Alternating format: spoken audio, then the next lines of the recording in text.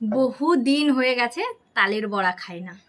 তাই এই সাইডে একটা দিদি থাকে, তার ফ্যামিলি থাকে।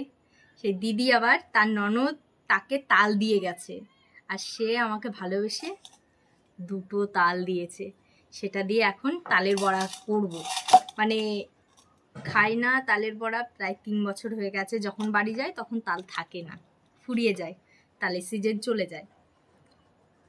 মাকে দেখতাম ছোটবেলায় তালের মানে এক একটা সময় এক একটা জিনিস, এই পিঠে পার্বণে আমাদের সময় আমরা পারবো না সেই নিয়মগুলো মানতে, কিন্তু আমার মা জেঠিমারা এরকম তালের বড়া ভাজবে আর সবার বাড়ি বাড়ি বাটি বাটি করে দিয়ে আসবে, সবার বাড়ির থেকে আমাদের বাড়িও দেবে।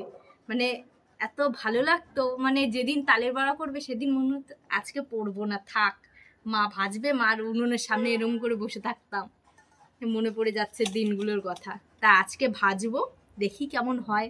মার মতো হবে না, দেখি কেমন বানাতে পারি।